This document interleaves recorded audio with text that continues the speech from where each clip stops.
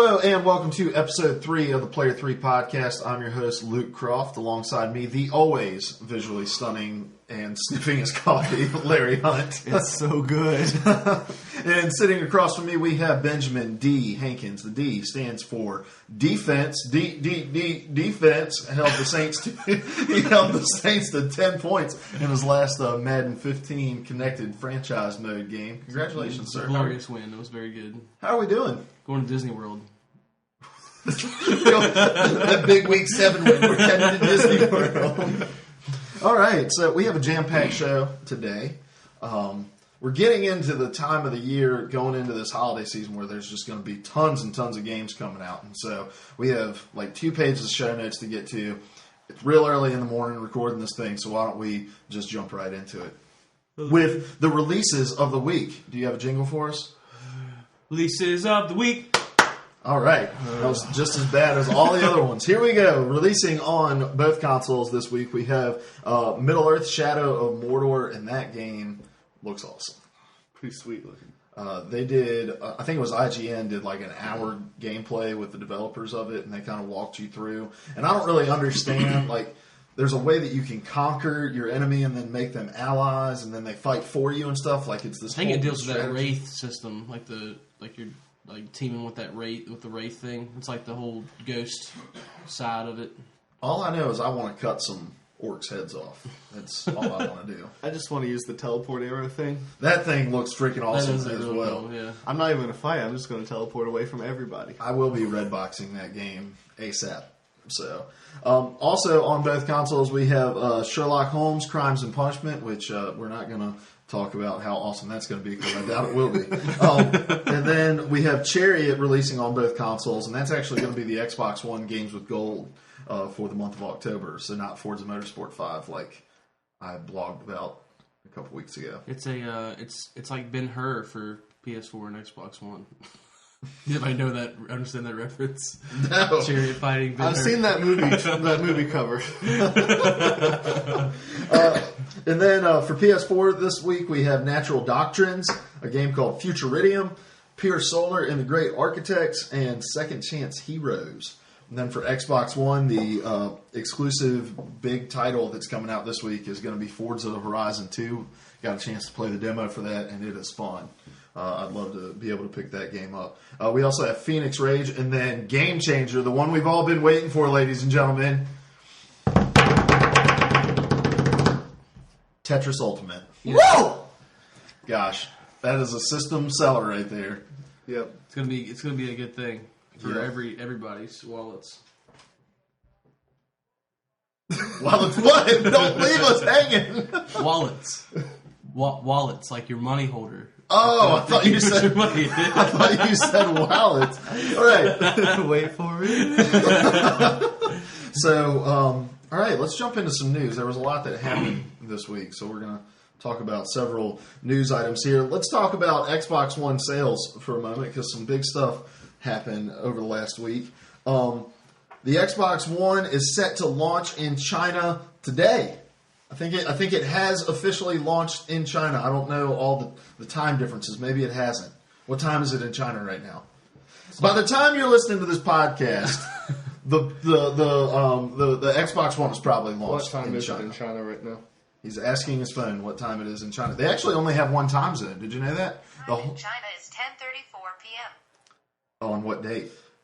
September 29th. Oh, so it has been out for for a almost while, a full day. And so it's actually kind of curious. It was supposed to release, I think, 10 days before that, but it hit some snags with the Chinese government. In order for a console to launch in China, all the games that are launching with it must be approved. And so there have been some sources that have said that there was a hiccup in that process, that Xbox didn't communicate. There was some miscommunication between the two. And it was actually feared that this was going to push it back months, and it actually only pushed it back, a couple of weeks. And so, That's going to be just a kind of a new avenue for Xbox One to receive some sales through. And then Larry actually picked this little gem out for us this week. The Xbox One has become the cheapest console option in the UK. It went from €349.99 to $329.99. And right now the PlayStation 4 is selling for $349.99. And so this is all just that stuff to kind of help Xbox One boost its sales. It's been struggling. Yeah. And, I guess this talk has kind of died down, but I was real frustrated at the beginning of this release how all the news sites are running how PS4 has just won this generation, blah, blah, blah. And let's remember last generation PS3 got dominated for a couple of years, right? Yeah. And then they came out on top by the end of it. Yeah, I think one thing that we need to keep in mind with all this is that the launch is only a portion of the whole entire console war, quote unquote, because you have things like this where there's strategic price drops or strategic bundles that are coming out, or the removal of the Kinect from the packaging, however you feel about that. But these are all things that kind of change the landscape. And then also, I was thinking about putting a blog post together on this. The post-release support for the systems. Xbox One has blown PlayStation 4 out of the water. Every month there's a different update that's adding something new. And so one of the things that really matters to a consumer base is how much support are we getting after we purchase this machine. And PlayStation 4 has like 1,000 legs. It's the most stable. It's the most stable console that you can buy, apparently, after all the stability updates that they've been pushing. But as far as content-driven updates, there hasn't been a ton of them. Now that may change with the release of the 2.0 update coming in the next couple months or so. But right now, Xbox One is showing we're going to continue to support this console post-release with the stuff that customers are asking us for. And so just a lot of moves that Xbox One is doing, because they are trying to play catch up. And one of the reasons they did this move is because they're being outsold 2-1 in the UK by the PlayStation 4. That's a pretty solid kicking. Yeah, and that's one of your biggest markets to market towards, to try to get sales from. And Xbox One has done a couple different moves. They've offered bundles. I think in Europe there's a FIFA 15 bundle. They have the Madden 15 bundle here. They bundled in Forza Motorsports 5 with consoles. They've removed the Kinect. Just all sorts of things. And like you said, Larry, there's a solid 6, 7, 8 more years left in this console generation that have not been won yet. Any thoughts on that, Ben? I agree wholeheartedly. I wholeheartedly concur. I wholeheartedly concur. All right. As far as app news, we have a lot of just kind of little stuff for the Xbox One. The Comedy Central app launched on the Xbox One. Have you gotten a chance to play around with that, Larry? I don't really watch much on Comedy Central, honestly, so I haven't messed with it at all. My only question is, can you watch every episode of South Park on there? I have no idea. It'd be pretty cool. Gosh, it would be pretty cool. One thing Larry does have some experience with, though. Explain to us what's happening with one of your favorite Xbox One apps. The Netflix app. They updated that a few weeks back, actually. And ever since they did, the video has just been choppy. It'll play and then lock up for a second, and play and lock up for a second. And it's not like it does it once every hour or once a minute. It's every 3 seconds or so.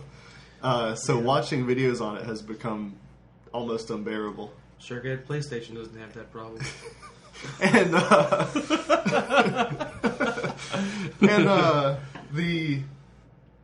I've read in some places you can fix that by doing a hard reset on the Xbox, but I tried that and it hasn't worked for me. So I'm hoping they fix that soon. I've seen some people talking about being frustrated by that, and that's a pretty big deal. It's bad enough that in the space of time it takes me to unlock the door to my house, looking through the window, I can tell if my wife's watching Netflix or TV by how choppy it is. So hopefully they can get that addressed. All right, let's talk about some games. We got some, and I think this next topic is going to lead us into a bigger topic. But NHL 15 got its first batch of missing content patched in. And when NHL 15 released, there was a post on Reddit that kind of gained traction all across gaming news sites, just about the sheer list of stuff that was, as far as content, that was missing in the current gen that is present in the last gen. And that includes things like there's no EA Sports Hockey League, there's no GM connected, there's no Winter Classic, no fantasy draft. At first, there was no playoff mode, there was no feedback in the Be a Pro mode, there was no 3-star ceremony at the end of the game. Those 3 things have been patched in. There's also been some Ultimate Team updates, but I think the bigger story within this is the fact that NHL 15 game that got shipped for PlayStation 4 and Xbox One was a half a game. Mm-hmm. All of this content being stripped, and things that people love. They lost a lot of sales with not having the EA Sports Hockey League in this title, and I think it points to the bigger issue of the fact that publishers are going to these developers, and now NHL is both developed and published by EA, but it's not the same people marketing these games that are doing the making of these games. And it's these people that are marketing it and pushing it and trying to get it to the masses coming to these developers and saying, we need to push this game out. We need to get it out by X date, and really limiting their time. And I think we've seen time and time again this console generation that there have been games that have been delayed. Evolve being one of those games that has been delayed. I'm drawing a blank on other. Well, Destiny was supposed to be a launch title, and it wasn't a launch title. Watch Dogs was supposed to be a launch title, and it wasn't a launch title. Yeah, and I can't remember the name of it. The zombie. Dying Light. Dying Light. Dying Light has been delayed. There's been all these delays that are going on, and I think people get so frustrated by the delays that the flip side of that is NHL 15. Mm-hmm. You get these games that are pushed out before they're ready, and they're missing content, or they're broken messes. Like Battlefield 4 should have been delayed, but EA was like, "We got to get this out. We have to get this game out at launch, or else we're gonna lose momentum. We're gonna lose sales." But then they learned their lesson with Battlefield Hardline. The beta didn't go quite as planned. They said, rather than releasing this thing in November, we're going to push it to February to try to get some stuff fixed within this thing. And people were okay with that. Well, that's good. It only took them three horrible launches to learn the lesson. It's great. And that again being published by EA, I think this NHL 15 thing has been an eye opener.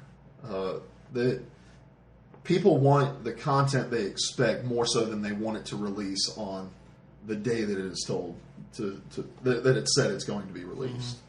Mm-hmm. So I don't get all up in arms about the whole delay process. If Dying Light's a better game releasing when it's going to release than it would have been if it had released on the original date that was announced, I'm okay.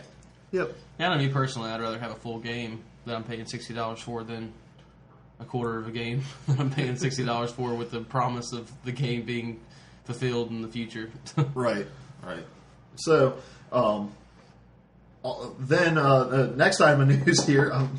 There's a lot of notes on this page, and I keep getting lost. I didn't do my jingle. Huh? Oh, go ahead. News with the podcast, guys. Sorry, Seriously. it's a little late. Seriously. Freaking kill me. All right, let's get to something. We'll skip that. We'll come back to it because I want to get to something that we all can talk about because I feel like I've been talking a lot lately. The Destiny updates that have been coming out. Our loot cave is closed, guys. I only got to use it once. I'm not really upset about it, I guess. I mean, I kind of am, but all the Ingrams I were getting were either going to be uncommon or uncommon anyway, so. Or a rare that I would take to the cryptarch and he would make it an uncommon. Yeah, but that bag of doorknobs sure did change him. The what? Bag of door. You didn't see that Reddit post? No. About the update for the Ingrams when the Maddox, whatever his name is, beat him with a bag of doorknobs. So he understood how to decode that. I'll link that post in the description below. Well, bringing bag of doorknobs. Bringing up the cryptarch brings up the thing that's going to be patched in this week, where the cryptarch is no longer going to be just really awful at its job. So the update that has been announced is saying that if you bring a rare Ingram to the cryptarch, it will be decrypted as a rare or higher, same as legendary and uncommon, all of those sorts of things. And so that to me is a very welcome change, because I got so many rare through farming. I got so many rare Ingrams, and I think I only got one piece of rare equipment. I think every legendary Ingram I ever got on that game ended up being an uncommon piece of it. Something like I never even got a rare anything from my legendaries. So I've gotten one rare item ever from an Ingram. What is your light Sad. level? Huh? Oh, you just got to 20, didn't you? Yeah. Well, last sad week. day. Last week I got to 20. I'm at 23 now. Oh, okay. Well, he's So- caught up to me. Okay, I'm We 25. get one more person on our team up, and we'll be doing the raid this week. I hope. I didn't realize how hard it was, especially when you have all the other stuff you want to play like I do, because I've been really playing a lot of FIFA 15. I didn't get to play Minecraft as much as I wanted to this week either, but we'll get to that in just a moment. But I need to get my... I think I'm... What is it that you have to have? It's actually the level is 26 But on, you the, can- on the raid. You can start it at 23. Yeah. So I think I need to get it up just a smidge more, and I think Les is ready. I got do it. Seth's 25. ready to do it. You're No. up to a 25. We need to get Jason up to it, and then we'll be able to do... We one short. We We need- need we need one more. Yeah. Doing those Queen's bounties and getting access to those Queen's missions, you have a chance of getting some armor that's really good and has a lot of light. Really? So, yeah. Yeah, I tried to do one by myself last night, and I obliterated. I went from 21 to 23 and playing 2 missions, 2 Queen's See, missions. I saw all the stuff that she had to offer in the just in the cache of stuff, and I was like, I don't really care anything about that stuff. Oh, not stuff that they sell. You get it as a reward for completing. See, gosh, I did not understand that, Yeah, and I tonight. wish it kind of been. Tonight. Tonight we'll. I'm going to do in. it today since you have to go do small group stuff. I'm just going to go and take care of it. Also, I see people trying to do this all the time. I got down on the hangar floor, jumped over the fence. I know you need to record yourself doing this, and we can post it up on our YouTube Hey, page. did you make it there? Yeah, That's awesome. Did you run around in like 5 ships and there's stuff? an invisible wall about 5 feet out from the... Like there's just this secret game that they've hidden from everybody. You have to like jump over 17 different things to get over the fence, and then you can magically fly ships around. Yeah, great. It's like So I'm just flying around the tower shooting people, and they're like, how is this happening? And it's permadeath. You got to start over from the very beginning. And I get all your gear. That's how I leveled so fast. Gosh, we'll post a video that will show none of that. there is no video. I recorded a video on Oh, did Xbox, you? but I don't know how to get it. Oh, I'll show you. You got to set your Twitch stream stuff to archive. Oh no, did you record it or did you? I said Xbox recorded that. Oh, so you only got 30 seconds. But I can Twitch it. Yeah, Twitch it, archive it. We'll put it up on YouTube. We'll link it in the description. We'll tweet about it. Tweet it. I also really want to climb the tree in front of the guy who has the guns. I do stupid stuff in games like that. You know what I've been doing so much now that they have the Queen's stuff open in the back, the Queen's bounty, whatever it's called, Queen's whatever. What? In the back, they have there's like these little random like dark balls that are in the corner, and I'll just play soccer with random people in the Queen's bounty place. Yep. It's fun. Like behind the tree is one goal, and then at the table is another goal, and you just try to kick it. It's fun. If I want to play soccer, I'll just pop in FIFA. So. This is the poor man's FIFA. But I can only buy one game. I want Destiny and FIFA. I get both if I get Destiny. I've been really impressed with the post support, the post release support that Bungie has been providing, because that's 2 kind of major updates and I'm not upset about the whole loot cave thing either, because what Bungie said was, this isn't how we envision this game being played. Yeah. You're You're not playing the game. You're just you're just shooting into a cave. I love the way that they announced it when they were like, after reevaluating their strategies, they've deemed that it's been futile trying to come out and so they've retired and all this stuff. I thought it was a really quirky way to announce it. Something that Kinda cool. some people surprisingly were upset about. And that's how they did the Ingram update. That's why they said after a lot of talking and some visits with a bag of doorknobs, that's when cryptarch decided to understand that he needed to start doing stuff a little better. Aren't they also rebalancing the guns in this update? I don't know if it's in this update or if they just announced that they are going to soon in a future update. Okay. And they were talking about the assault rifle, and I thought that this was interesting. They said... Is that auto rifle? I'm sorry, the auto rifle. They said they were only going to really nerf it at long range. They said the weapon is intended to be overpowering in short range and medium range, but you mentioned how you'd be sniping and somebody would headshot you from across the map with an auto rifle and you'd go down.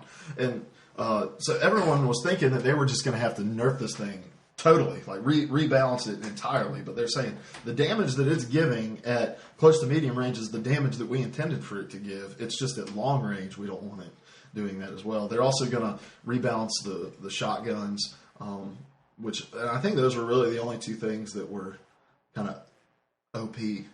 Yeah. Me. I'm Here you go. Luke just learned the term OP. Yeah, I had no idea what it meant. I don't know. I think shotguns. I feel like if you get shot point blank with a shotgun, you're gonna die in real life. So I don't feel like that's. Well, and it's not so much about that. They're reducing the damage effect for range. It used to be if you were in a room and you shot someone, you only needed one or two shots to take them down. And now it's if I'm still right up in your face and shoot you in the head, you're gonna go down. Yeah. But so a lot of welcome changes for me. I haven't been playing as much PvP as I like because I want so badly to do the raid. I keep hearing about the raid. I keep hearing that the mechanics in it are so much different than the missions, and I want to do it. I'm very to the point. I'm getting off your raid subject here, but to the point of the support that Destiny's gotten.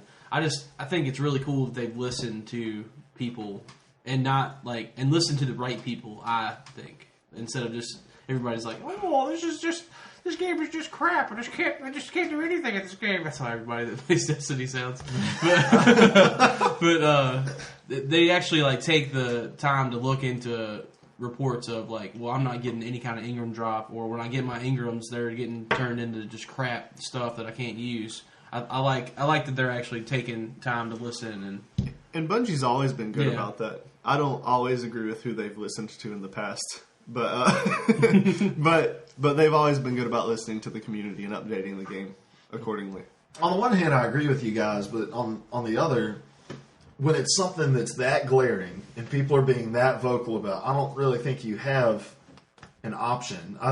Because I think with the cryptarch stuff, the way it was working at launch was the way they intended it to work. They wanted it to be this random thing where you may have a little bit higher of a chance of getting a legendary with a legendary Ingram, but you still may get something lower. But I think they're hearing from people, we don't mind grinding, we mind that much grinding where there's no reward.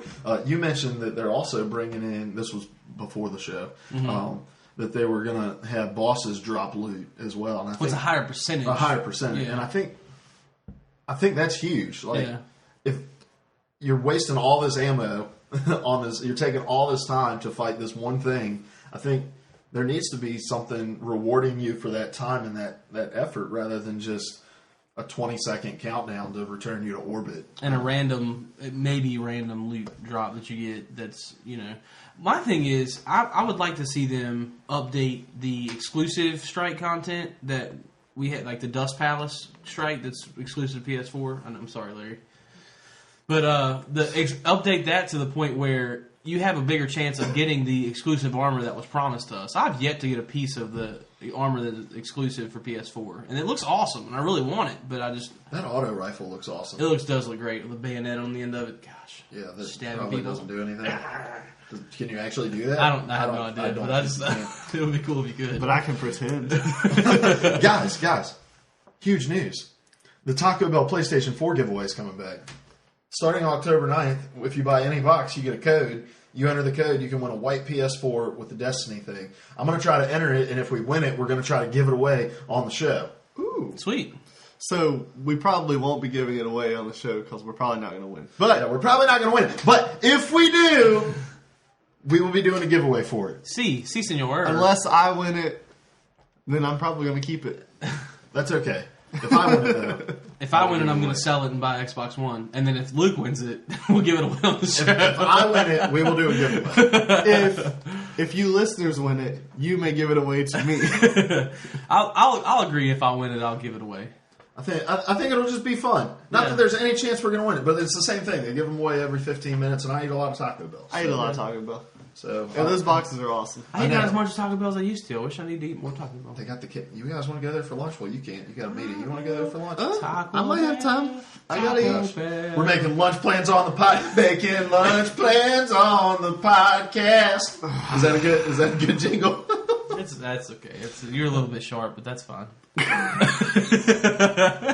All right. Speaking of sharp, blades are sharp, and you carry a blade in PlayStation 4's exclusive title, Bloodborne, that had some alpha. That was a horrible, great segue. That was awesome. It was a horrible segue. Bloodborne that had some leaks, potential leaks. It's rumored leaks for details on the alpha and multiplayer and co-op and those sorts of things. First of all, let me mention this. Well, let me mention the stuff that leaked, and then I'll mention what I'm going to mention. This is from the director of Demon Souls and Dark Souls. It's going to be a PlayStation exclusive. Some of the some of the highlights from the leaks is that there's going to be an element of permanent decision.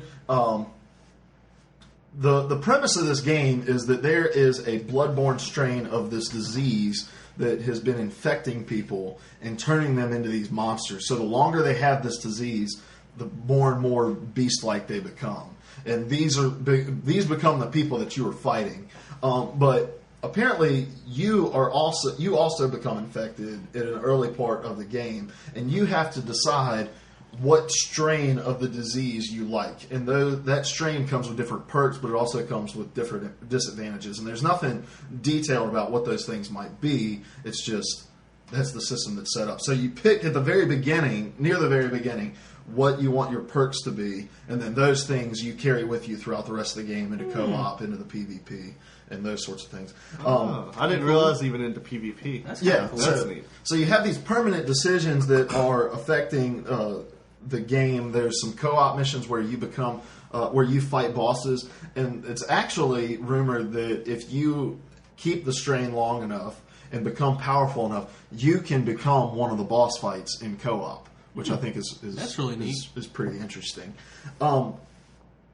I've never played Demon Souls. I've never played Dark Souls. I've never really been interested in the setting or the story, with it being, it looks more medieval and those sorts of things.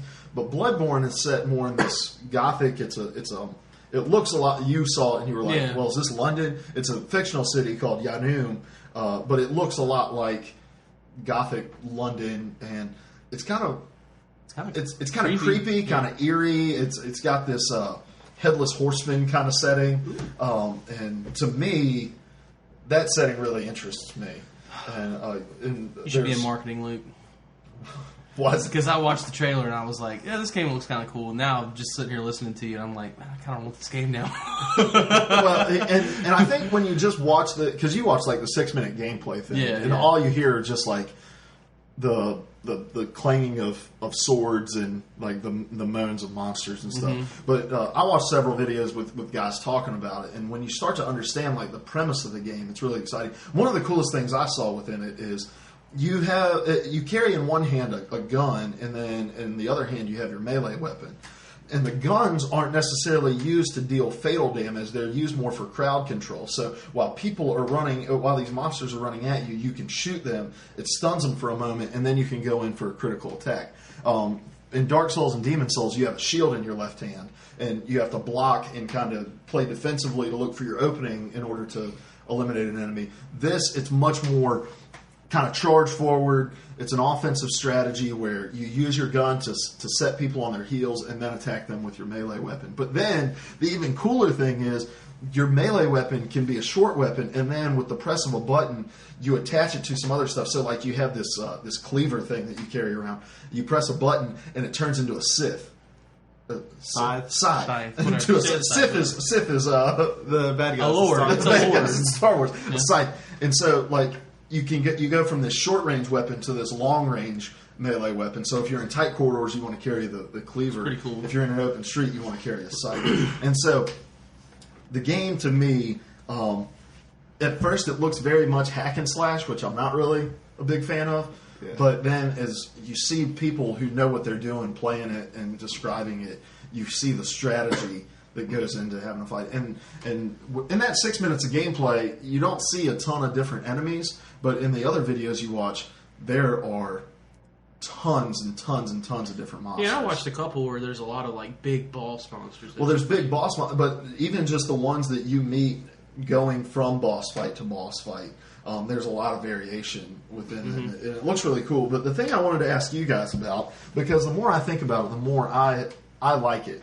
How do you guys feel about permanent decisions affecting gameplay? I love it. I love when an RPG actually, I love someone over my words. Too much coffee. I love when an RPG has choices that actually affect the outcome. You actually make a difference. I hate when it's like it looks like you're making a difference, but really You're like forced down this rabbit hole. yeah, it's the same ending either way. Or ultimately, the end of the game depends on one choice you make at one point. I don't like that. But things that like actually matter and are permanent, I really like that idea. I just like being. It's like you mentioned for Destiny. If I could have attached myself to a faction, and I would feel more attached to my character. I feel like if I choose, like, if I make a decision, and that's the decision that carries with me throughout the entire game, I'm really attached to that decision. Like, I have to ponder over what I'm going to do, and I have to really think about, well, hey, what are my good things, what are the bad things that can come from this? And then once I make that decision and I'm set with who I am, I get really more into the game of like, okay, I know what my role is now. I know what I need to do. I know what I want to upgrade. And it makes me feel more attached to what's going on. Yeah, I think it adds so much to the immersion of the game. And I'm a big sports gamer, and I really enjoy playing the Be a Pro modes in those games. And every decision you make in those things are permanent. Like, if you start as a power forward, you can't, in the middle of your career, switch to being a point guard. And then if you ask for a trade and are traded to a team, you can't go back to the team that you were traded from immediately. And so, like, all of these decisions that you make add to the immersion of it. I spend my time thinking about how I can build up my player to be the best power forward. And so, in games that are more story-driven, I want those decisions within it that make a difference. Like you said, I don't know how feasible it is to have all these different decisions result in all these different outcomes. I think you kind of have to bring the story to a head at some point, but I don't want it to feel like I'm being forced through that. And Destiny, to me, you sacrifice immersion for the freedom that you get in Destiny. And so, yeah, I would like more permanent decisions. There was a game back on the original Xbox, and I'll be mentioning it plenty when we have our horror games podcast. Oh, pause. Coming up at the end of October, well, sometime in October, we are going to be doing a horror game podcast. That's horror. Horror. HORROR, the horror game podcast, where Larry and Ben are going to be talking about their favorite horror games. I played maybe 2 in my entire life, but that was just a little plug for coming down the pipeline. But there was a game called The Suffering, and I won't go into detail about what it was about, but there were a lot of instances throughout the game where you made moral decisions, and every decision you made turned your character more dark or more of a good guy, and it affected, you could get one of, I think, 3 different outcomes at the end of the game. But it didn't all come down to one choice. It came down to a culmination of all of the moral choices you made throughout the game. I thought that was really cool. Yeah, I've seen a couple games do that. Like Watch Dogs tried to do that throughout their game. You could either be like a vigilante, somebody who everybody looked up to, or you could be like this guy who's just going around just killing people randomly. And your bar would differentiate depending on what you decided to do. If you decided to save people or you just kill people, And in that regard, I'm not too big a fan of the games that try to put this hard and fast black and white line between what's good and what's bad. Like Assassin's Creed Rogue is releasing for PlayStation 3 and Xbox 360 later this fall or winter, sometime before the end of the year.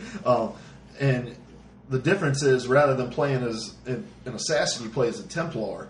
And a lot of the discussions come around the fact of, like, now you're going to be able to see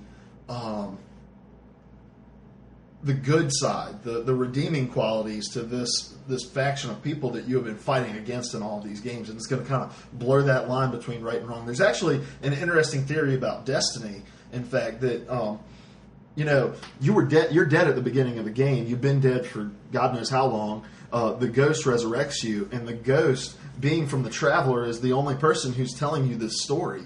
But there's actually a video of somebody sneaking up behind somebody that's in the Fallen and trying to listen in on their conversation. And when the Fallen guy turns around, he yells, "The darkness." And so there's this theory that the Guardians are actually the bad guys, and that the Traveler actually purposefully brought the darkness along with it to destroy the Earth. And so if that's true about the story, that's cool. I don't know how true that is about the story, but I don't like that moral high ground of like, this is good, this is bad, this is right, this is wrong. I want it to blur the lines in those things. So rather than, okay, if I help somebody, I become a little bit more good. If I kill somebody, I become a little bit more bad. Make me make decisions that are more in the gray area, that make me really consider my character. And I don't know if that's what Bloodborne's going to be doing with the decisions that it's going to be asking you to make, or if they're just more related to the gameplay style that you'll be approaching. But that's the kind of decisions I would be interested in. Well, there were cool. There were cool times in Watch Dogs too, when you if you hacked into somebody and it would tell you what their background was, and you could decide if you wanted to. You could decide if you wanted to hack their bank account or whatever, depending on what they had been involved in. And if you saw somebody who was struggling through life and they had very little money in their account, and you kind of thought twice about hacking their account. Well, at least I did. Could you put money into their account? That would have been cool. I did like the whole little backstory you had before hacking people in Watch Dogs, but that's just my little tidbit on that. So. And since we were talking about permanent game decisions, I was curious if either of you ever played a mobile game called One Single Life. I thought you were going to say Clash of Clans, and I was going to kill you. Because I'm playing it right now. I'm just kidding. I'm not playing it right now. Ben has apparently been all about it. I'm sorry. What was it called? One Single Life. Is that where you have to try to jump over the? You have to jump. You have to jump from building to building in each level. But you only get one life, and if you die, you can't ever play the game again. I did Unless you uninstall it and then reinstall it, then you can play it again. Yeah. People found loops. I had a kid in my youth group. Glitching the game. Man. I had a kid in my youth group play it at one of our events, and he died. He died probably 20 times and kept uninstalling and reinstalling the game to get past one level. It was sad. It was very sad. Speaking of dying, you can die in The Evil Within, which is... Oh my god. Wait, I have one more point about Bloodborne before you move on. I'm sorry. It's okay. I will try to make a bad segue out of whatever you're going to say. Okay. Another thing that I'm liking a lot with games that's it seems like it's somewhat trending, and I didn't even realize that Bloodborne was doing this, but the things that you carry with you through PvE, player versus environment, and the things you carry with you, like in your main story and stuff, going with you into PvP, player versus player. Destiny is doing that, where you play your story and you have your equipment, and you take that equipment in. You don't have a set loadout. You take your equipment in with you to the multiplayer online, war type thing. I really like that I really like that trend that's forming. What do you guys think about that? Well, and with Bloodborne, they want to have seamless PvP integration. And so rather than you going in and selecting PvP, people invade your world and you invade other people's world. And you can come across other players in your world and interact with them. So it makes sense to carry those decisions in because it is a part of the overarching story, right. And it's meshed in with the PvE. But I enjoy it. I'm not a big fan of the loadout system. I've never been a big fan of the loadout system. I think it should either be weapons on the map or I'm carrying it in with me. Mm-hmm. Like games like Call of Duty and stuff, where the story is a totally separate experience from the multiplayer, I would rather have some sort of integration between the two, that where I can carry the equipment that I get from the story into the. But I guess with a linear game, that's not as possible. Yeah. And I don't like the loadout system for the reason of it's always attached to the leveling system of just whoever spent the most time playing the game has the best weapons. Yeah. Yeah. And I guess you could argue that's the case for Destiny, but it's like you don't have to go into multiplayer and get your butt kicked over and over to get weapons. You can play campaign and get weapons. Right. The big redeeming quality to that. Well, everybody talks about how, and we're getting back on Destiny, but I need to make this point. the biggest redeeming quality to Destiny, in my opinion, is when you decide what guns you enjoy playing with, like what guns you're good at playing with, or whatever. Those are the guns that you want to carry in with you in games and take with you to upgrade, because you want to get that as good as you can. That upgrade tree for that weapon, you want to get it as high as you can, and it gives a very small sense, but it still gives you a sense nonetheless of attachment to those weapons. It makes you feel kind of like, well, this is mine. Nobody has this same thing that I have, even though they may have it, but they may not have it on the same tier upgrade that I have it on. They may not have it on the same color that mine is, whatever. It just makes it more yours than, okay, we're playing Shoddy Snipers, even though that is an awesome game. If they announce that that's going to be in Master Chief Collection, I'm sure it will be at one point, but I haven't seen anywhere where they've announced what game types are going to be in there. it needs to be in there. That's all I'll play. But every other game that does not include a carryover from single player to or from the single player game campaign to the multiplayer game is horrifying. And in that, that's your your terrible segue into horrifying games that are. Oh, I was going to make a point to what sorry. you were saying. Don't try to set my segues up. Don't try to soft toss them. I'm a segue expert, man. All right, I will figure it out on my own. That being said,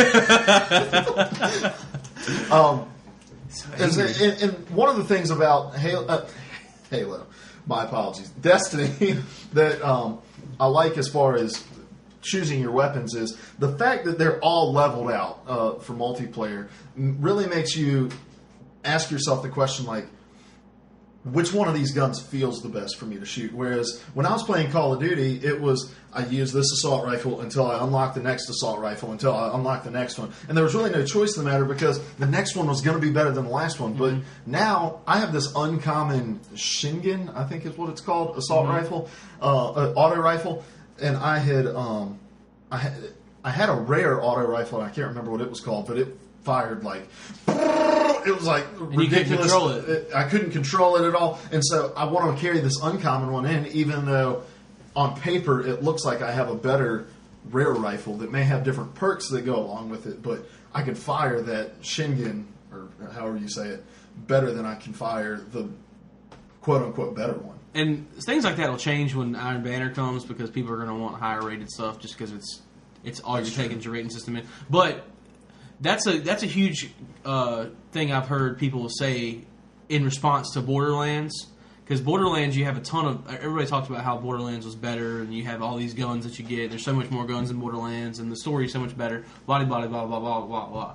Anyway, in Borderlands, whenever I played Borderlands, I was always looking at, okay, if I opened a loot chest, what color is the gun first? If it's like a purple gun, I'm going to take it. I don't remember the ranking system really for colors, but if it was a higher color than the one I had, I'm going to take it and get rid of the one I had. And if I have to get space, I'm just going to look straight at stats. I'm not going to worry about how it plays, how it shoots, what the sights look like, anything like that. Destiny forces you to play with the gun first to see if you like it, to see if you like the sights with it, to see if you like how fast it fires or what damage output it has, and it makes you play with it before you decide this is a crap gun, I'm going to throw it away. In the way that Borderlands didn't, and all you had to do was look at stat-based stuff, and you knew, well, this has better stats, it's higher level, I'm going to take that gun over this gun. So, yeah, good point. I like that point. Speaking of points, you can save at various points in The Evil Within, which has gone gold, and is set to release for October the 14th. I'm not a big horror game fan. And so I don't care about this game. You two play some survival horror. You got a chance to watch at least one or two of the trailers. And Larry, I think I may have told you something wrong. I don't think this is the game where you select which thing scares you the most gore atmosphere. I thought I heard that somewhere, but I lied to you. So don't mention that in the podcast. Okay. Because that's not true, possibly. All right. But looking at the videos that we've watched, what do you guys think about this game? Is this the thing that's going to may bring survival horror back? It looks creepy, but, and I may infringe on Ben's point here, but the thing that's going to bring survival horror back is going to be Silent Hills. Yeah, you infringe. It's okay though. I understand. Because this game looks real super smooth from the trailer, and it looks real awesome. Like I think the story is going to be kind of cool with this game. But when the developer tells you that their job was to make you pee your pants, but now their goal is to make you poop your pants, I feel like I'm going to be way more scared at Silent Hills than I will be at Evil Within. But I think it's going to be a great title. I feel like it's going to be a good horror franchise. And see, the thing because I saw the trailer that came out at Tokyo Game Show for Silent Hills, and I've been watching some stuff for the Evil Within. And as far as my own taste in horror, which I'm into horror stuff. I like horror stuff. We need to go watch Annabelle. Yes. When it comes out in theaters, Horror Movie Monday, immediately after Podcast Monday that week. I had to experience The Conjuring again with my wife the other night. Gosh, it was horrible. terrifying. But the thing I was going to mention was the things that I find scary are the things that can actually happen or are based somewhat in reality. And Silent Hills, PT to an extent, even though it was, don't get me wrong, it was terrifying. And what Evil Within looks like is it kind of not augments reality. It's different realities that are taking place, and it's kind of separated from reality. The scariest movie I've ever watched in my life has been The Strangers, and because it's rooted fully in reality, and something like that could happen. Yeah. It was based on a true story. It wasn't actually a true story, based on a true story, but it's something that, given crazy enough people in the right situation, that thing can happen. And so when I play a horror game, like I think the horror survival game that's going to come out and really capture my attention is something that finds itself rooted in reality. Stuff that can really actually happen, like Bloodborne. I'm just kidding. I'm just kidding. Bloodborne's not even survival horror. But the whole like giant monsters or big dude with the chainsaw chasing you in Evil Within doesn't really capture me. Doesn't really hold me. I think it still terrifies me, but It's still terrifying. I agree with that to an extent, but I'll say like my wife's scariest movie to her is The Call. Have you ever seen that movie where they're like the girl? Spoiler alert, real quick. The girl's trapped in the trunk or whatever, and like Halle Berry's like the dispatcher, and she is trying to help her get. She's trying to save Little Miss Sunshine. Yeah, kidnapping and things terrify her more than she was. She said she wasn't even scared at The Conjuring. And oh my gosh, my thing is, first off, how are you not terrified of that movie? But my thing is, like, I consider possession like a thing that can actually happen. To an extent, like I feel like it can actually happen. yeah. Maybe not.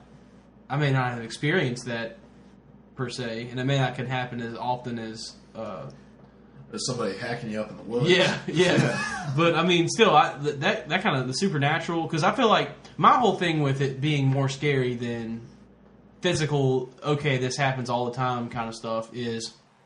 Yeah, that may happen all the time, but if the stranger people are there with me, and I have like a gun or something, I can at least fight against the stranger people. I have no idea how I'm going to fight against some demon that's trying to possess my wife or whoever. It's a whole other thing. It's a whole other thing, and it's more terrifying to defend yourself against the supernatural than it is to defend yourself against physical people. But yeah, that's just my opinion. Yeah, I enjoy horror games, and they creep me out in the moment, but they usually don't carry over and creep me out later. Silent Hills kind of did a little bit, but You mean PT? Yeah. Yeah, I had a hard time walking down my halls. Yeah, the way I go to bed every night, my wife always goes to bed first, so I cut out my lights and then go through my house with a flashlight, and I'm like, man, that game really messed with my head. I don't want to walk down that hallway. Yeah, and I think we got away from Evil Within. I'm sorry. well, we got away from Evil Within. I'm going to try to bring it back. One of the things, and obviously I've only watched gameplay of a couple different stages, and I've watched trailers, but all of the enemies, all the monsters, all the things that are supposed to scare you kind of seem there. Like you can see them, you see the guy very clearly with the chainsaw trying to hack you up. And I get most scared when it's the atmosphere that draws me in. I'd agree with that. When I don't get a chance to see. Insidious 1 was much scarier to me because it was mysterious, whereas Insidious 2 wasn't that scary to me after I left because I'd seen everything. I'd seen all of the evil. It didn't hold me anymore because I knew what it looked like. It couldn't be hiding in a dark corner of my room because I knew what it looked like now. And so what PT did so well was it set this atmosphere. And then with Silent Hills, that atmosphere may still be there, but in the trailer there was like this 75-foot armed lady crawling down a hall, and it's just that doesn't scare me. That's not. It's not really something that. And with Evil Within, like a lot of the monsters you're fighting were over the top kind of things. Yeah. And I think that's, and I'm getting into other games again, but I think that's kind of like most people feel Resident Evil started out super creepy and turned into more of an action game, and I think that's where they got to that point was their monsters became just over the top craziness. And I think that's kind of goes hand in hand with what I'm talking about, I guess, with the because I agree with you 100%. Like once I see like Outlast, I played Outlast, and once I saw like where the monsters were, like once you're in that basement part. Spoiler alert! Once you're in that basement part of the like the whatever it was it a insane asylum? Is that what it was? I think it was insane asylum. I never played it. Once you're in the basement part of that, and you're running from that guy who chases you in the dark, and you have to turn all the generators and stuff, I wasn't scared anymore. I was just trying to figure out what the pattern was of him moving, that's all horror games for me. That's why PT was so terrifying because I didn't see it. I didn't know like what it was, and I feel like there's no resolution. There's like absolutely no resolution in PT. You hear the door unlock, you get to go through it. Yeah. To balance that out, though, when the Silent Hills game comes out, like in the Silent Hill series, they've had more than their share of over the top enemies. Yeah. So, but see, and the thing is, like once I know how to fight something, like I'm cool with it. Like it doesn't scare me anymore. Just like when I knew how to look for the pattern in Outlast, it didn't scare me anymore. So the Evil Within, if the enemies are just crazy over the top, and I see them all the time, and I know how to get around them, I can figure out a way to fight them or move around them or whatever.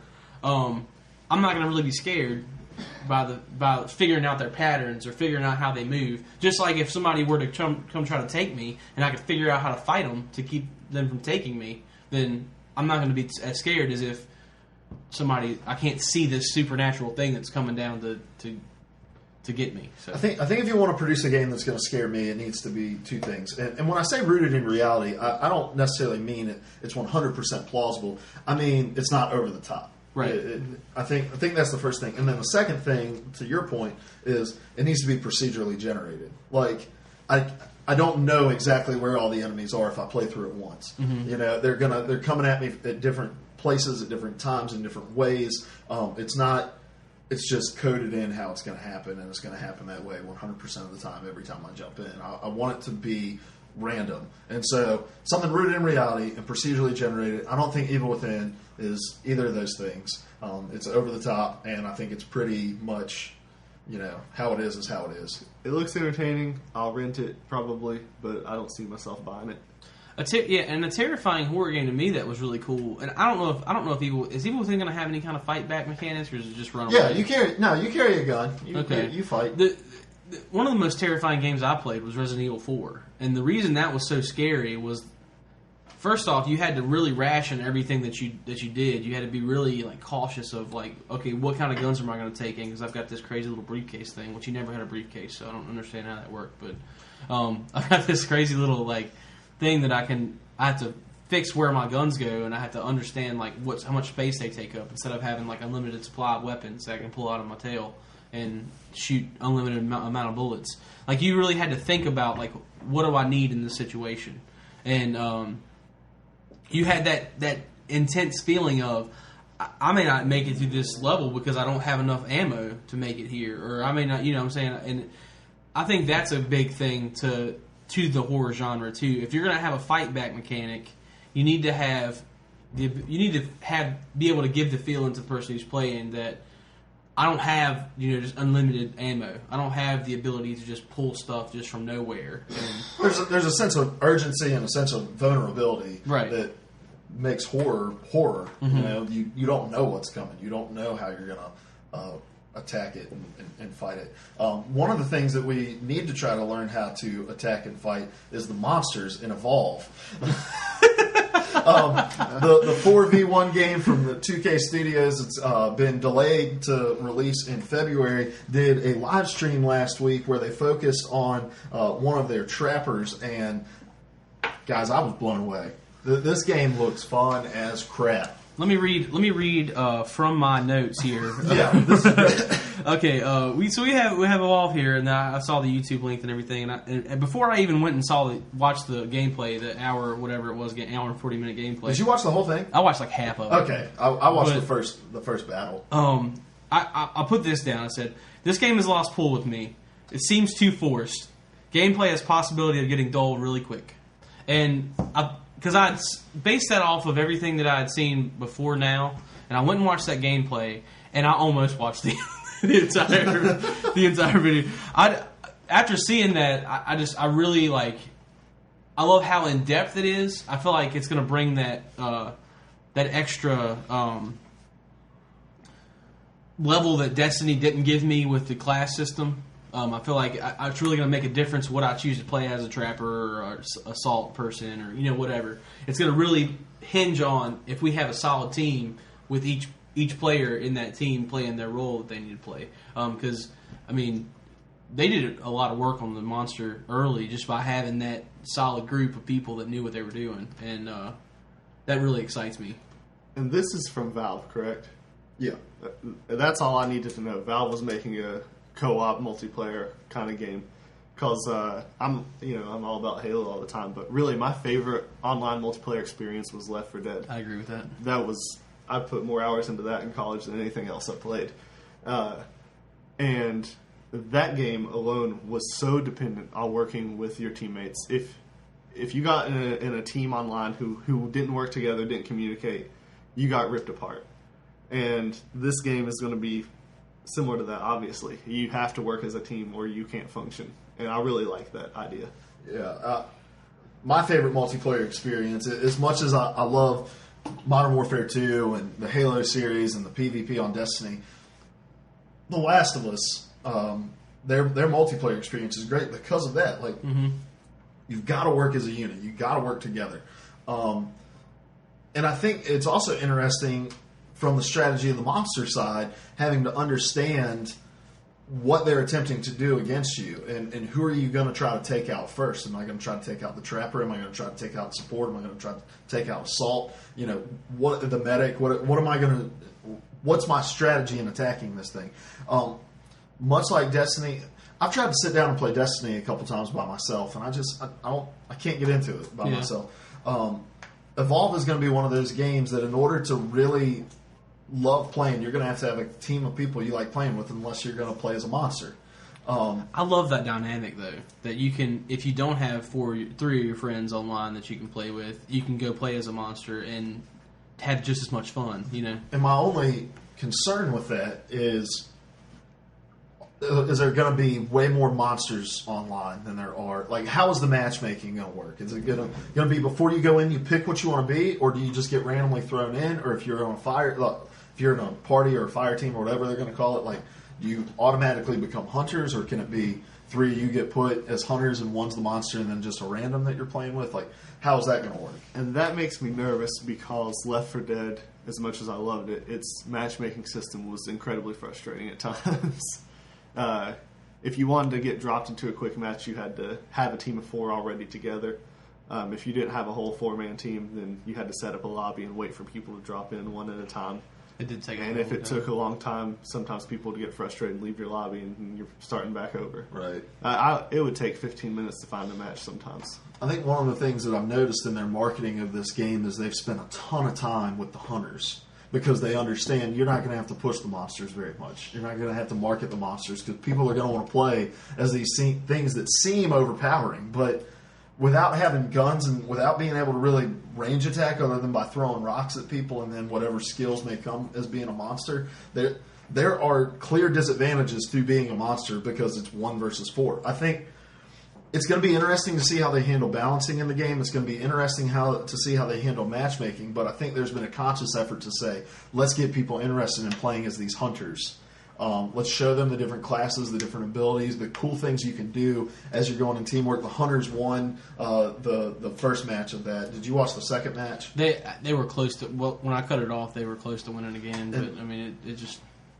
And so if you have a unit working together that knows what they're doing, they're going to be able to defeat these monsters. And I think understanding the abilities that each of these hunters have and being able to communicate well is going to be a big deal. And that's the experience I want to have. The Rainbow Six Siege game is exciting to me because you have to work as a team. You have to work as a unit. But again, is matchmaking and chat and are they going to eliminate party support in it? Like, if you're put in a game, can you be in a party as well, or do you have to communicate with your friends and the people that you're playing with? Because that's going to make or break this game. If you have just 4 random people trying to fight a monster and doing their own thing, you're going to lose. Yeah. And from the monster standpoint, you'd mentioned that if you're a team working together, you're going to take them down. So from the monster standpoint, I think a lot of people look at that and be like, oh, cool, overpowered thing. And they'll try to run and gun it. But you'll have to understand how to disrupt the teamwork of the people you're fighting. You got to realize when to hide, when to run, when to try to get the things that you have to eat to evolve, and it's just going to be... Yeah, I'm watching this gameplay yesterday, and if you haven't watched it, we'll link it in the description. It had 2 guys that were commentating it like a game, and I'm sitting there, and I have my headphones in, my wife's watching TV, I'm watching this thing, and the mobile arena that the Trapper has that he can throw out, there were 2 times in the first match where the Trapper threw out the mobile arena, and as it was expanding out... 3 times. Was it 3? Yeah, it was 3 times. The monster slipped out at the very last second so he didn't get trapped by the mobile arena, and like the second time it happened, I'm like, oh my gosh, that was awesome! And I can tell it's this game that it's very satisfying if you play it well, and so is it going to be very frustrating if you don't. The only controller I ever broke was over a Left 4 Dead game, so I'm going to say yes. And I'm okay with that. I like that. I like that back and forth. Yeah, I want there to be equal reward as there is to frustration. If I'm going to be frustrated, I want to be rewarded. Like Bloodborne, it's going to be a difficult game, but that difficulty is going to add to the element of I succeeded. And if the teamwork is difficult to manage in the beginning, it's going to make it all the more rewarding and evolve when you can work together and actually be successful. Yep. Another game that's going to be introducing teamwork this year, and that's actually a pretty decent segment. That was nice. Is Assassin's Creed Unity, a game that I originally was not very interested in because I've never been interested in Assassin's Creed. But the more I look at it, the more I'm like, gosh, I got to buy this game. I am buying this game. I'll have a review for it. I'm probably going to get the midnight version, so I'll probably have a review for it a couple days after, yeah. The next podcast. Once probably. I put down the controller, Yeah. 2 days later. So they released a new trailer I think it was Friday. It was either Thursday or Friday. They released a new trailer covering mainly customization, talked a little bit about co-op. And we all got an opportunity to watch it. What do you guys think?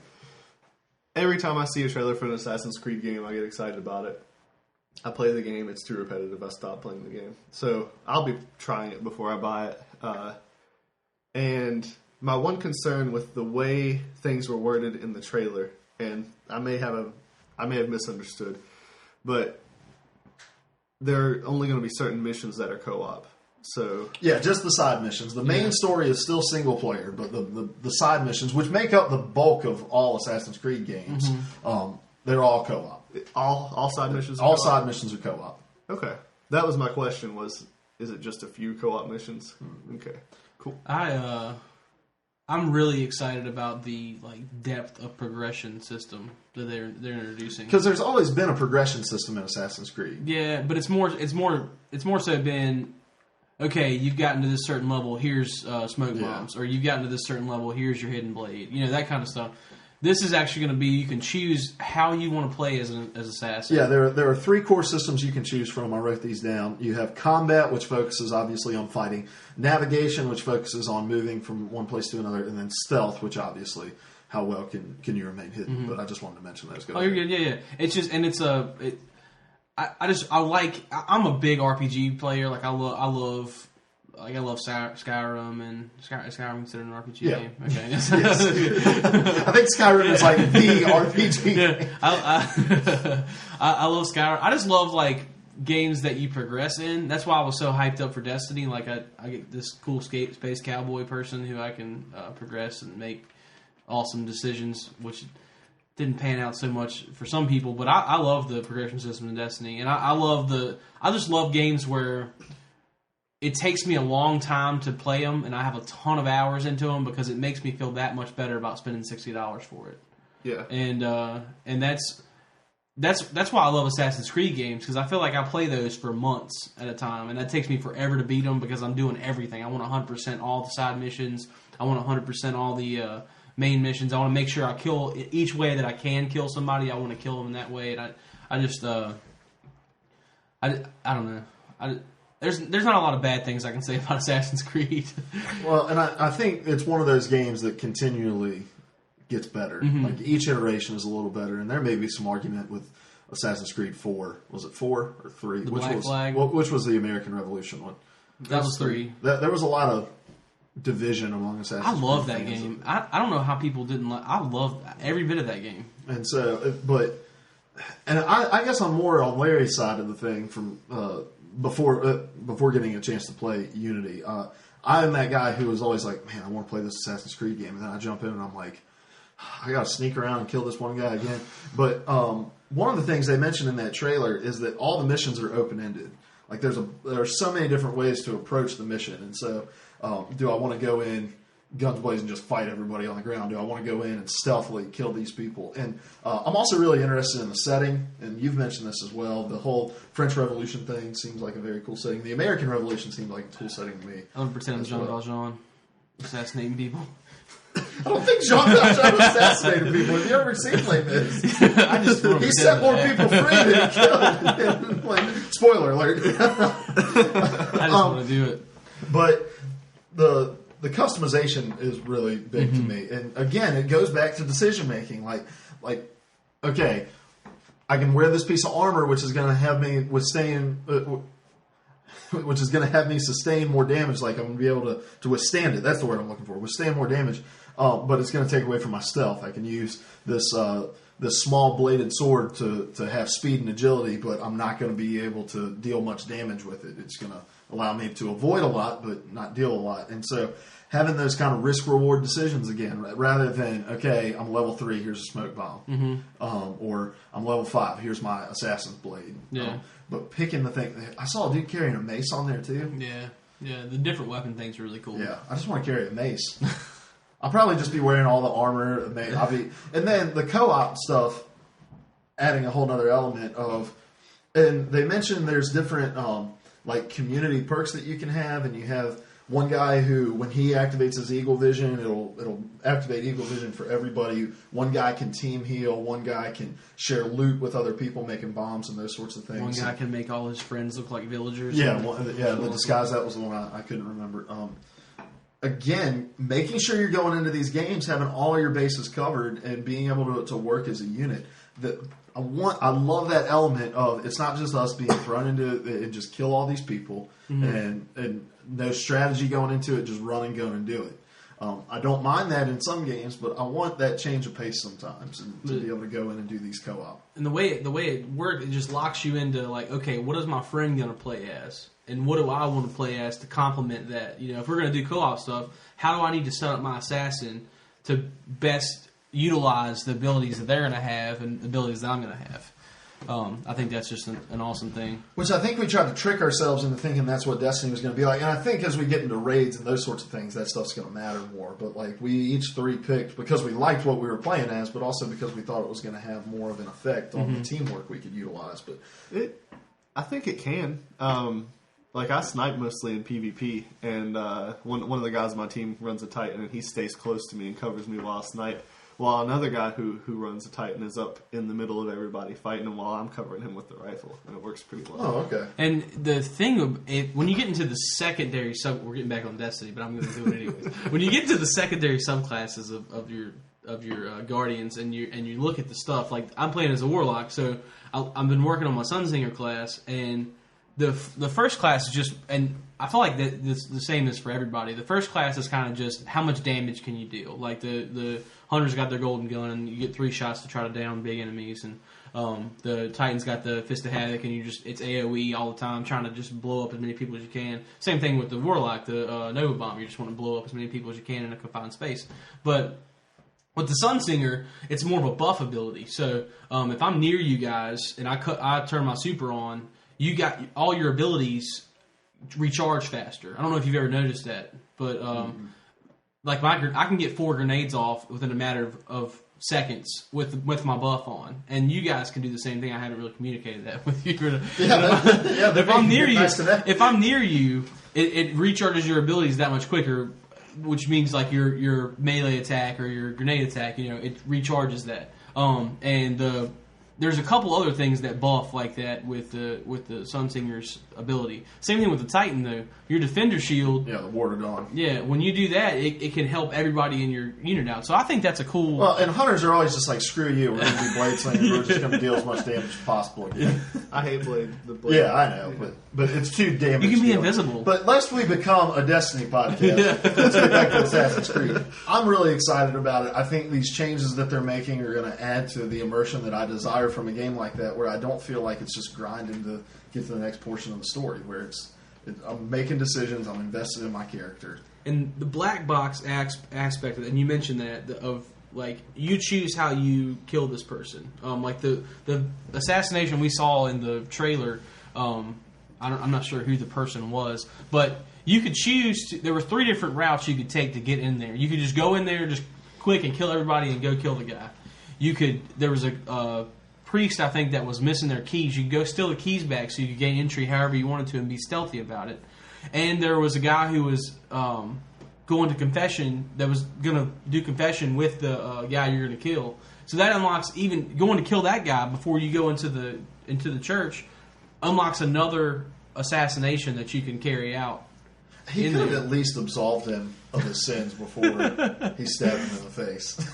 But it's cool to me that it changes, and that means that the replay value is going to be high. So if I decide I want to go through and do it again, I'm going to be able to do it a different way than I did it the first time. And then with my friends, a bunch of different ways I can approach it as well. I can approach it by myself. I can approach it with people. There's always loot to be had within it. I enjoy that.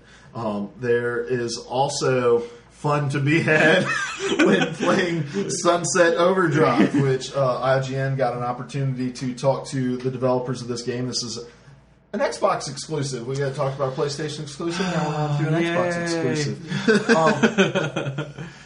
This game to me looks really fun, and I'm going to say it before Ben can say it. That's okay. Go ahead. But to me, it looks like Tony Hawk Pro Skater with zombies, and I'm all right with that. I love Tony Hawk Pro Skater. Yeah. It looks a lot of fun, but in this article, IGN mentioned this game's going to be running 900p, 30 frames per second, which has become pretty standard for the Xbox One. And honestly, a game like this, where there's going to be so much going on the screen, I'd rather have it locked at 30 frames than have it be a shifty 60. And the whole reason they went with 900p rather than 1080p is because they really wanted to focus on getting detail and having a lot going on the screen. And when it's a design decision rather than a capabilities decision, I'm better with it.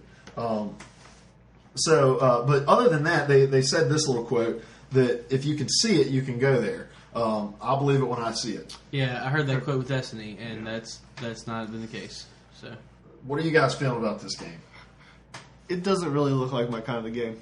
I may try it when it comes out, but I think it looks like a ton of fun. Like I feel like there's this kind of game, like the story doesn't matter to me. I don't really care about what happened, how these people got infected. It doesn't matter. That's even cool though. It's an infected. It's like a bad batch of this energy drink that released that had these crazy side effects, and so the story even in itself, it's nothing like captivating. Yeah.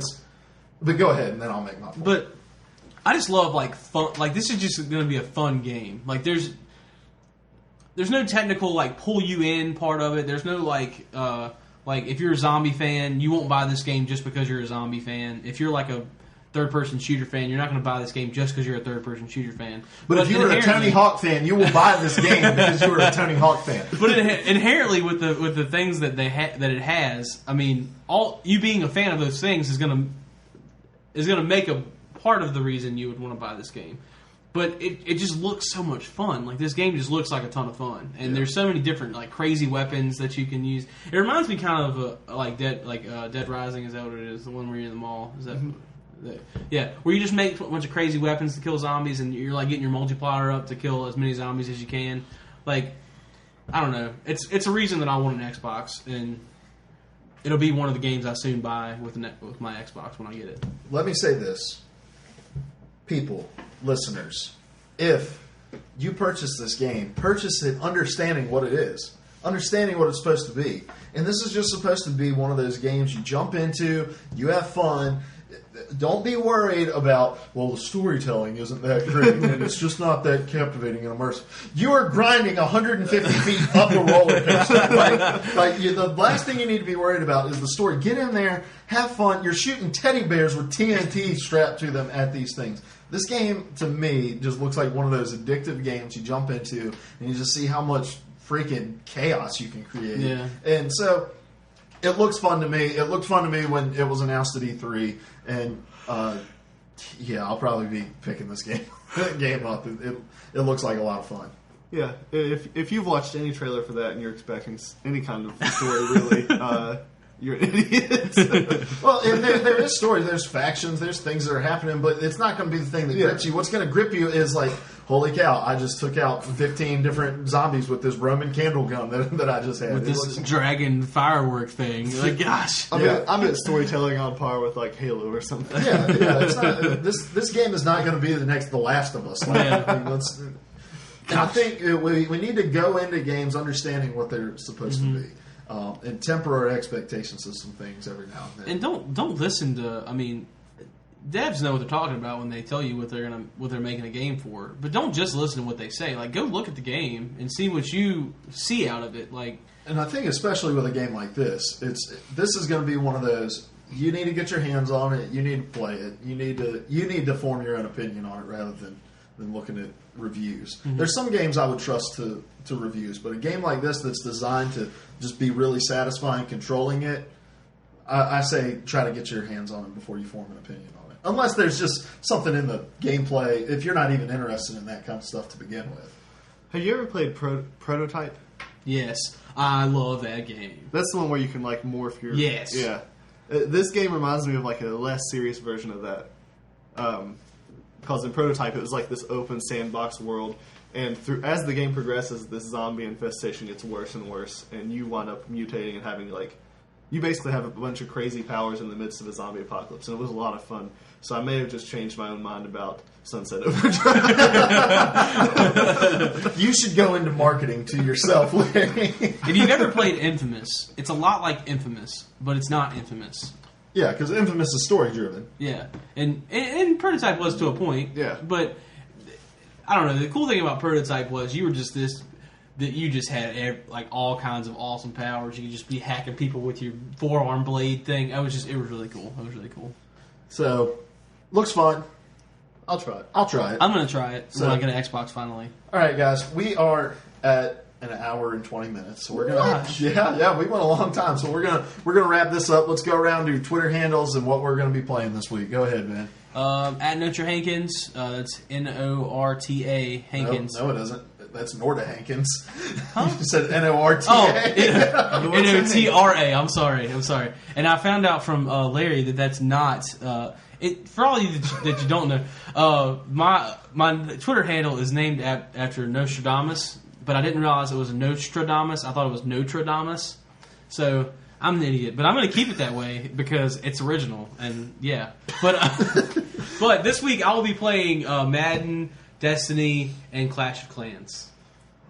All right. Awesome. Larry? Lair Hunts Zombies. LARHMNTS Zombies. And I'd much rather you follow me on Google+. Plus Larry Hunt. Which Google will not be forcing you to sign up for anymore. Oh, you can follow me on Google Plus too. I'm sorry to bogart your thing, but I'm on Google Plus too. I'm on Google Plus. Yeah. I use Google Plus. I don't, but it's okay. You can still follow me. My Twitch channel is who I'm trading to, by the way. I'm sorry. Gosh, all right. What are you going to be playing this week? You've been just slamming stuff on the desk. It's going to be thumping all on the podcast. Hopefully, I'll be hitting that Destiny raid. If you want to play some more Minecraft, we will. We didn't talk about it this week, so we need to next week. We'll talk about it next week. We had a lot to get to this week. Yeah. And I'm going to try to play the new DLC for Titanfall. Awesome. You can follow me personally at TK from Antioch. That's ANTIOCH. I'll be playing some Madden 15, some FIFA 15. Ben's just going to keep on thumping his iPad on the desk here. Madden 15, FIFA 15. I'm going to be playing a little Minecraft, a little Destiny. You can find me on Twitch at Lodger Blackman. You can find the podcast on Twitter at Player3Podcast. You can find our blog at player3podcast.blogspot.com. Yes, Blogspot. That's right. Yeah. And you can find us on Facebook. Just search Player 3 Podcast. You can find us on iTunes if you search Player 3 Podcast. You can find us on Stitcher if you search Player 3 Podcast. You can find us on Blueberry if you search Player 3 Podcast. If you search Player 3 Podcast on the internet, you can find us. I'm seeing a pattern. Yeah. That's right. We are Player 3 Podcast. Don't forget Podcast. Hold on, we're not there yet. Oh, Don't okay, forget sorry. you can trade your games in at your local GameStop, and they take all kinds of stuff. They're great people there, and we will see you next week as we talk probably about some reboot games and a little bit of Minecraft. Player 3 Podcast. P3P.